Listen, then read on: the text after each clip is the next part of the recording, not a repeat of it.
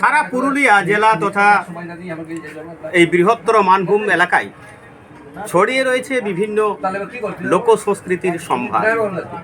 ছৌ, ঝুমুর, নাটুয়া, ঝুমুর নাচ বা বুলবুলি নাচ, টুসু, ভাদু, জাওয়া, করম, ঠিক সেই রকমই এক সংস্কৃতি মাছানি নামক একটি লোকনাটক, যা আজ বিলুপ্তির পথে। একটা সময় বহু মাছানি দল ছিল এই পুরুলিয়ার বুকে। সগৌরবে সদর্পে তারা লোকনাটক করে বেরিয়েছে জেলার বিভিন্ন স্থানে। আজকে তা একেবারেই বিলুপ্তির পথে। ইদানিং পশ্চিমবঙ্গ সরকারের শিল্পী ভাতা চালু হওয়ার পরবর্তীতে আবারও কিছু কিছু দল মাথাচাড়া দিয়ে উঠেছে লুপ্তপ্রায় সেই সংস্কৃতিকে তুলে ধরার লক্ষ্যে। আজকে আমরা তেমনি দুজন শিল্পীদের পেয়েছি আমাদের সঙ্গে, এই মাছানি নাটক দলের। আমরা প্রথমেই পরিচয় করে নেব। ইনি রয়েছেন আমার ডান পাশে। কি নাম দাদা আপনার? হারু মাহাতো। কোথায় বাড়ি? রামকৃষ্ণপুর। রামকৃষ্ণপুর। আপনি মাছানি নাটকে অভিনয় করেন, তাই তো? অভিনয় করে লিখি ও পালা লিখি। আচ্ছা, পালা লিখেন। তো কতদিন ধরে করছেন এটা?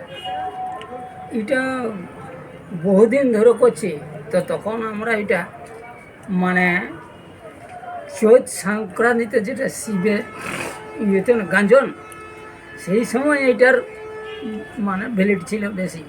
আর মাঝামাঝি ওরা মনের ইন্টারেস্টে করা হইতো এই জিনিসটা। আচ্ছা, তখন কি শুধুমাত্র আপনাদেরই দল ছিল নাকি আরও পাশাপাশি অনেক দল ছিল? পাশাপাশি ধরুন প্রত্যেক গাঁয়েই ছিল এথা ওথা ছাড়ক খাড়া। আচ্ছা, পরবর্তী ক্ষেত্রে সেটা মানে বন্ধ কেন হয়? মানে আপনার কি মনে হয় কেন সেটাকে? আমার মনে হয় যখন এই টিভি ভিডিওর ইয়াটা চলে আইলো, তখন ছেলেরা আর ওই পাঁচ টাঁচ মারতে চায় নাই, ধুলা মাটি মারতে চায় নাই, খাররা থাকতে চায় নাই। এখন তখন সেইটা মানে আস্তে আস্তে লুপ্ত হয় না। ঠিক যেমনভাবে গ্রাম বাংলা থেকে হারিয়ে যাচ্ছে একের পর এক মনসা মঙ্গল, আজকে যাত্রার ভবিষ্যৎ অন্ধকার হয়ে গেছে, তেমন আর গ্রামে গ্রামে লক্ষ্য করা যাচ্ছে না। কালী পূজায়, দুর্গা পূজায়, সরস্বতী পূজায় যাত্রার আসর ঢুকছে বিভিন্ন ড্রেস হাউসগুলো। যারা একসময় দুর্গা পূজার আগে, সরস্বতী পুজোর আগে, কালী পুজোর আগে রমরমা একটা বাজার তৈরি হয়ে যেত সমস্ত ড্রেস হাউস ঘিরে, তারাও ঢুকছে এখন এই প্রজন্মে। ঠিক অনুরূপভাবেই মাছানি পালা আস্তে আস্তে বিলুপ্তির পথে চলে গিয়েছে। বর্তমানে কিছু মানুষ রয়েছে যারা এখনও সেটাকে ধরে রেখেছেন। তেমনি দুজনের সঙ্গে আজকে আমরা কথা বলছি।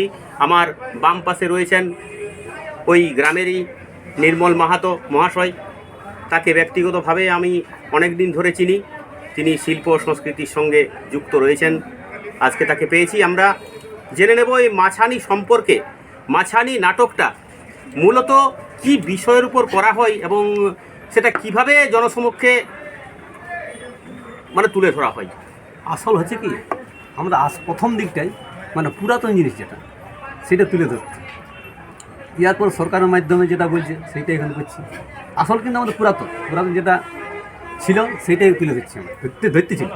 আচ্ছা, এখন আমরা যেটা সরকার যেটা বলছে, এই ডেঙ্গু বলুন, যা কিছু সরকারি প্রোগ্রাম সবগুলোই করতে হচ্ছে, মানে প্রচারমূলক।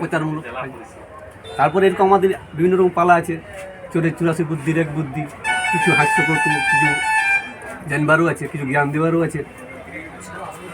তো এই পালাগুলোতে মানে শুধুমাত্র পুরুষরাই অভিনয় করে না মেয়েরাও আসছে?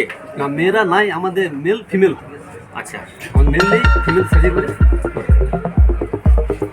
তো এখন মানে বাজার কেমন? সরকারি প্রোগ্রাম আপনারা পাচ্ছেন, ঠিক আছে, কিন্তু বাজার বলতে যে কোনো গ্রামে বায়না করে নিয়ে গেল বা অন্য গ্রামের আসরে, এই ধরনের কি সুযোগ এসেছে এখনো পর্যন্ত? দুধটা না আসা বলবো না, দুধটা এসেছিল, এখন কিন্তু আর আসে না। ইয়ার আগে আমরা বাইরে তো গিয়েছিলাম, বোলপুর গেছি, শান্তিনিকেতন প্রোগ্রাম করেছি 2022-এ, 2021-এ বলবো, 2022-এ আরও কথা করেছি কী বলে এখানে জয়দেবে, এরকম বাইরে বাইরে প্রোগ্রাম যে হয় না, রাড়োৎসব হয়েছিল ওখানে, তখন গিয়েছিলি আমরা। আর প্রায় মাঝে মাঝে এরকম টুকটাক হয়, অত কিন্তু হয়নি, চাহিদাও করে না। তারপরে আমাদের সেরকম মানে অভাব অনটনের মধ্যে বেশিরভাগ, তো ওই জন্য পারাও যায় না, সব উৎসাহটা কমে এসছে মানুষের। বাজার তেমন না হলেও গ্রামীণ এই সংস্কৃতিকে ভালোবেসেই এখনো পর্যন্ত তারা আঁকড়ে ধরে রয়েছেন। মূলত কি কি বিষয়ের উপর এই পালাগুলো তৈরি করেন তারা, যদি বলেন একটু। আমরা হ্যাঁ, এটা হয়তো গরিব শোষণ আর কুলুর ঘানি আর চাষবাসে ওইসব তাঁত বুনা এইসবগুলো, মানে প্রত্যেকটা রাজার শোষণে যে আমরা অধীনস্থ ছিলাম, তো সেইটা ওইটা ব্যঙ্গ করে আমরা মহা কষ্ট হয়ে গেল, মানে ইয়ার মধ্যে তুলে ধরেছি। আচ্ছা, সেগুলোর কি আপনারা কোনো লিপিবদ্ধ রূপ দিয়েছেন নাকি মৌখিকভাবেই চলে আসছে সেটা? পুরো সারা দিন মৌখিকভাবেই চলে আসছে। এখন বর্তমানে লিখিত কিছু আছে। আচ্ছা, এখন বর্তমানে লেখালেখি চলছে। বিভিন্ন সামাজিক সমস্যা, শোষণ, বঞ্চনা, হ্যাঁ, বিভিন্ন সামাজিক যে চিত্র রয়েছে সেই চিত্রকে নাটকের মাধ্যমে তুলে ধরাই মাছানির নাটকের এক মুখ্য উপজীব্য বিষয়। আমরা যে সংস্কৃতি আমাদের কাছ থেকে হারিয়ে যেতে বসেছিল, এই কয়েকজনের প্রচেষ্টায় আমি ধন্যবাদ জানাবো তাদের।